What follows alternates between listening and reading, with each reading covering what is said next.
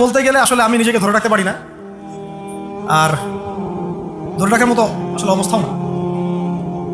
ইসলামের ইতিহাসের সবচাইতে মর্মান্তিক যুদ্ধ হচ্ছে মুতার যুদ্ধ, সবচেয়ে মর্মান্তিক। বদর, উহুদ, খন্দক, খায়বার যত যুদ্ধ আছে এগুলো যুদ্ধ অনেক বড় মাপের। মুতার যুদ্ধের প্রেক্ষাপট এবং সিচুয়েশনটা সম্পূর্ণ ডিফারেন্ট।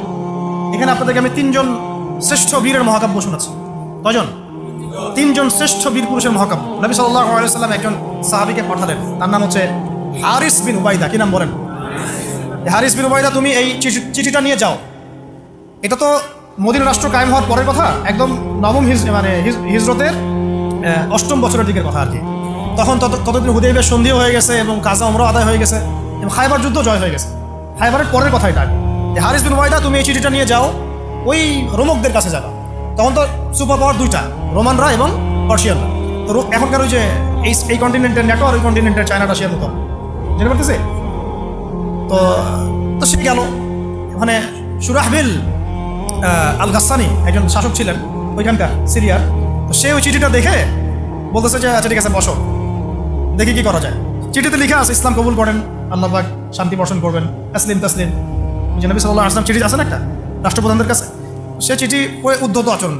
আমি এখানকার আমির, আমাকে ওই মক্কার মেষপালকরা চিঠি পাঠায় আপনার। কে চিঠি নিয়ে আসছে? যে হারিস বিন উবাইদা। আচ্ছা, ওকে বসাও। হারিস বিন উবাইদা রাদিয়াল্লাহু আনহুকে রাষ্ট্রদূত, কিন্তু তিনি রাষ্ট্রদূতকে তারা নির্মমভাবে হত্যা করবে। বুঝতে পারছেন? এবার নবী সাল্লাল্লাহু আলাইহি ওয়াসাল্লামের কাছে খবর যখন আসছে রাষ্ট্রদূতকে হত্যা করেছে, আমার সাহাবীকে, কয়জন সাহাবীকে হত্যা করেছে? 10 জন, 20 জন, 100 জন? একজন সাহাবীকে হত্যা করার প্রতিশোধ নেওয়ার জন্য নবী সাল্লাল্লাহু আলাইহি ওয়াসাল্লাম 3000 বাহিনীর একটা জিহাদি কাফেলা তৈরি করলেন। 3000 বাহিনী কাফেলায় তিনি নিজে নেতৃত্ব না দিয়ে বললেন যে এই কাফেলার নেতৃত্ব দিবে আমার প্রিয় ভাজন, তাকে তার পালক পুত্র বলা হতো এক সময়, যায়েদ ইবনে হারেসা রাদিয়াল্লাহু আনহু। কোন যায়েদ? তায়েফের সফরের সঙ্গী, তায়েফের সফরের একজন সাহাবী তার সাথে ছিল, তার নাম যায়েদ ইবনে হারেসা। যখন তায়েফবাসী নবীজিকে মারছিলেন, যায়েদ ইবনে হারেসা রাদিয়াল্লাহু আনহু তার বুক দিয়ে নবীকে জড়ায় ধরেছিলেন যে আমার গায়ে আঘাত লাগুক, তার গায়ে না লাগুক। এই সাহাবী যায়েদ ইবনে হারেসা রাদিয়াল্লাহু আনহু তাকে পতাকা দিয়ে বললেন, এই মুতার যুদ্ধের আমির হচ্ছে যায়েদ ইবনে হারেসা। যদি যায়েদ ইবনে হারেসা শহীদ হয় তাহলে পতাকা বহন করবে জাফর ইবনে আবি তালেব, আমার চাচাতো ভাই। কোন জাফর? যিনি আবিসিনিয়ায় গিয়েছিলেন মুসলিমদেরকে নিয়ে হিজরত করতে, মনে আছে? যিনি বাদশাহ নাজাশির সামনে কুরআন তেলাওয়াত করার, সূরা মারিয়াম তেলাওয়াত করার কারণে বাদশাহ নাজাশির চোখ দিয়ে দরদর করে পানি পড়তে শুরু করেছে। ওই বাদশাহ নাজাশিও পরে ইসলাম কবুল করেছে, আলহামদুলিল্লাহ। জাফর রাদিয়াল্লাহু আনহু পতাকা বহন করবে যদি যায়েদ ইবনে হারেসা শহীদ হয়। এরপরে যদি জাফরও শহীদ হয়, পতাকা বহন করবে আমার আরেক প্রিয় ভাজন সাহাবী আব্দুল্লাহ বিন রাওয়াহা রাদিয়াল্লাহু আনহু। আব্দুল্লাহ বিন রাওয়াহা রাদিয়াল্লাহু, যাকে যে কোনো মুহূর্তে যদি বলতেন ইসলাম নিয়ে একটা শের বলেন, একটা কবিতা বলেন, ইনস্ট্যান্ট তিনি শের বলে ফেলতে পারতেন। এত সুন্দর, এত উন্নত কাব্য প্রতিভা ছিল তার মধ্যে। এই নষ্ট সংস্কৃতি না, তাদের সংস্কৃতি ছিল একেবারে খাঁটি তাওহীদের সংস্কৃতি।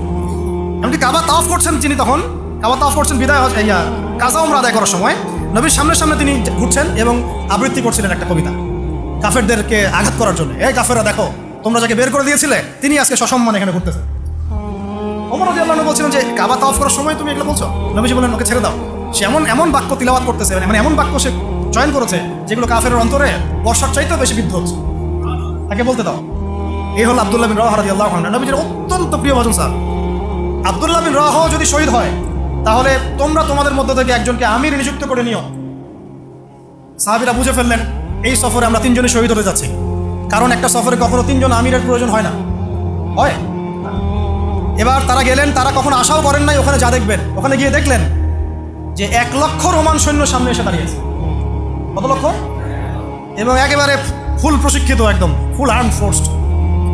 আর এর সাথে তাদের সাহায্যকারী দলেও আছে আরো 1 লক্ষ সৈন্য। মোট কয় লক্ষ? এদিকে কতজন? যুদ্ধ হওয়া সম্ভব? আসলে কি সম্ভব? সম্ভব না।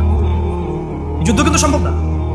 আমরা তো আগে সংখ্যাগরিষ্ঠ হওয়ার কথা চিন্তা করি। কোন যুদ্ধে ইসলাম সংখ্যাগরিষ্ঠতা দিয়ে জিতে নাই।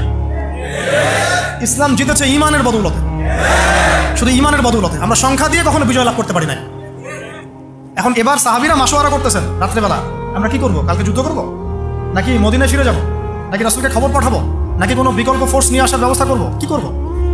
তখন সাহাবী ওই যে বলল আব্দুল্লাহ বিন রাওয়াহা রাদিয়াল্লাহু আনহু দাঁড়ালেন। তরুণ সাহাবী, আপনাদের কি বলছে?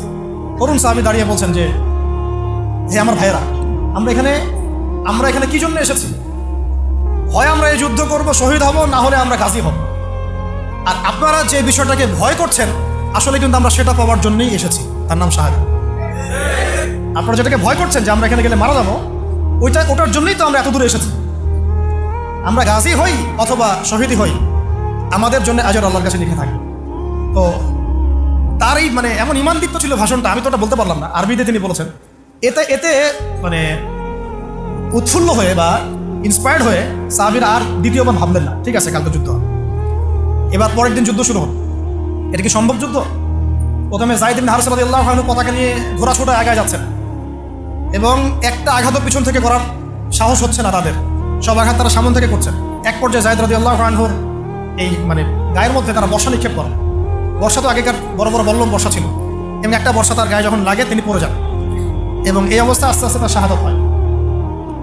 পতাকা পড়তে দেন নাই, পতাকা নিয়ে নিয়েছেন জাফর ইবনে আবি তালিব রাদিয়াল্লাহু আনহু হাতে, এবং জাফর রাদিয়াল্লাহু আনহু যুদ্ধ করতে থাকেন, এত বীর বিক্রমে যুদ্ধ করতে থাকেন যে এক পর্যায়ে তিনি তার নিজের কালো এবং লাল ডোরাকাটা ঘোড়া ছিল, সেই ঘোড়ার পা নিজেই কেটে ফেলেন, যে আমার যেন পালিয়ে যাওয়ার মন না ওঠে, তারা যেন আমার ঘোড়া ইউজ করতে না পারে। সাহাবীরা বলছেন তার শাহাদাতের পরে তার বডির মধ্যে আমরা এরকম 50টা থেকে 60টা এরকম আঘাতের দাগ দেখেছি, একটাও দেহের পিছনে ছিল না, সব সামনে ছিল। যুদ্ধ করতে করতে এক পর্যায়ে তার ডান হাতটা কেটে পড়ে যায়। এরপরে তিনি বাম হাতে পতাকা উঠায় নেন, কাফেররা বাম হাতটাও কেটে ফেলে। এরপরে তিনি বুকের সাথে পতাকাটাকে এইভাবে জড়িয়ে রাখেন, বুকের সাথে পতাকাটাকে এইভাবে জড়িয়ে রাখেন, পতাকা পড়তে দেন নাই। একজন রোমান সৈন্য তাকে আঘাত করে এবং তার দেহটা দ্বিখণ্ডিত হল। এই খবর নবী সাল্লাল্লাহু আলাইহি ওয়াসাল্লাম ওই মদিনায় বসে বসেই পাচ্ছিলেন। তিনি বললেন এইমাত্র যায়েদ শহীদ হলো, এইমাত্র জাফর শহীদ হলো। একটু তিনি কান্নার ভাব চলে আসলো, একটু পরে নবীজি হেসে দিলেন। সাহাবীরা বলছেন আপনি হাসলেন কেন আসল?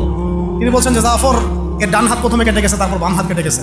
আল্লাহ রাব্বুল আলামিন তাকে এই দুইটা কাটা হাতের বিনিময়ে জান্নাতে দুইটা বড় বড় পাখা দিয়েছে। এটা দিয়ে তিনি জান্নাতে ঘুরে বেড়াচ্ছেন আর ফল খাচ্ছেন। তার নাম হয়ে গেল জাফর আত-তাইয়ার, জাফর আত-তাইয়ার পাখাওয়ালা।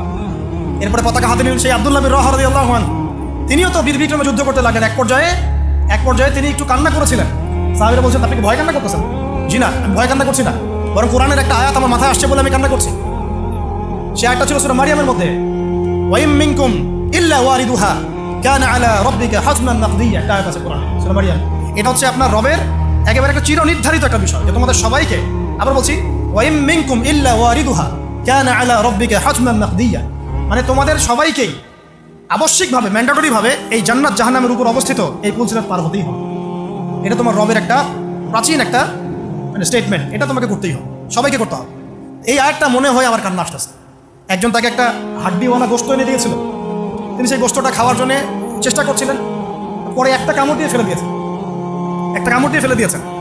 তারপরে তিনি ছুটলেন যুদ্ধ করার জন্য, এবং ওই সময় একটা কবিতা আবৃত্তি করেছে, হে আমার মন, তোমার নফস হয়তো চাচ্ছে, তুমি হয়তো চাচ্ছ এখান থেকে পালিয়ে যাওয়ার জন্য, জেনে রাখো সামনে তুমি যা দেখছো এর পিছনেই আছে জান্নাত। শেষমেশ কি জীবন দেখেন, কি ব্যক্তিত্ব, কি ক্যারেক্টার, কেমন গায়রত, কেমন ইজ্জত, কেমন সম্মান, কি জীবন। এরপরে তিনিও শহীদ হলেন, পতাকা হাতে তুলে নিলেন আল্লাহর বীর খালেদ বিন ওয়ালিদ রাদিয়াল্লাহু আনহু, তাকে পতাকা দেওয়া। তিনি কিন্তু নতুন মুসলিম হয়েছেন। উহুদের যুদ্ধের যে ক্রাইসিস, এটা কিন্তু তার হাতে। কাজা আমরা আদায় করতে গিয়ে নবীজি চিঠি লিখে দিয়েছেন, ছোট্ট করে একটা, একজনে তারা লিখিয়েছেন যে খালিদকে চিঠিটা পৌঁছে দিও। ওখানে লেখা আছে, খালিদ তুমি যদি কাফেরদের পক্ষ অবলম্বন না করে মুসলিমদের পক্ষ নিতা কতটা ভালো। ঠিক আছে, একটা লেখা একটা চিঠি খালিদ রাদিয়াল্লাহু আনহু একবারে কলিজাটা কাঁপায় ফেলছে। তিনি মক্কা থেকে মদিনায় গিয়ে নিজে ইসলাম কবুল করে আসছেন, এবং নবী সাল্লাল্লাহু আলাইহি ওয়াসাল্লাম তাকে কিন্তু আন্ডারস্টিমেট করেন নাই। তার হাতে উল্টা তরোয়াল উঠাই দিয়ে বলছেন যে আজকে থেকে এই তরোয়াল তোমার, এবং তোমার নাম হচ্ছে সাইফুল্লাহ, তুমি আল্লাহর তরবারি। এরপর থেকে তিনি প্রায় 80-90টা যুদ্ধ করেছেন, সবগুলোতে জয়লাভ করেছেন। ওই খালিদ রাদিয়াল্লাহু আনহু পতাকা তুলে নেন মোতার যুদ্ধে। তারপরে সিরাতের মধ্যে আসছে, তিনি বলছেন নিজের ভাষায় যে ওই দিন আমার হাতে 9টা তরোয়াল ভেঙে গেছে। যুদ্ধ করতে করতে করতে করতে ওই দিন আমার হাতে 9টা তরোয়াল ভেঙে গেছে। তিনি ছিলেন যুদ্ধ কৌশল অত্যন্ত পারদর্শী, হুটে হাটে কোনো কাজ করতেন, অনেক পারদর্শী। তিনি ডানের সৈন্যকে বামে নিয়ে আসছেন, বামেরটাকে ডানে নিয়ে গেছেন, সামনেটাকে পিছনে নিয়ে আসছেন, পিছনেটাকে সামনে নিয়েছেন। বসা যারা ছিল তাদেরকে পিছনে নিয়ে আসেন, তীরন্দাজদেরকে সামনে দিয়েছেন, মানে ওদেরকে ভেবা চাকা খাওয়াই নিয়েছেন যে ওরা মনে করতেছে এরা মনে হয় অনেক, এরা মনে হয় আরো বিকল্প ফোর্স নিয়ে আসছে মনে হয়। ওরা আস্তে আস্তে পিছনের দিকে যাওয়া শুরু করতেছে, আর এদিকে মুসলিমরা একটু একটু করে সেফ জোনে আসার চেষ্টা করতেছে পিছনের দিকে। ওরা ভাবতেছে পিছনের সামনে যদি আগাই হয়তো পিছন থেকে ওরা আরো সৈন্য নিয়ে আসছে, আমাদেরকে আক্রমণ। এই আল্লাহ পাক ভয় চাপাই দিলেন, এরা পালায় চলে গেল।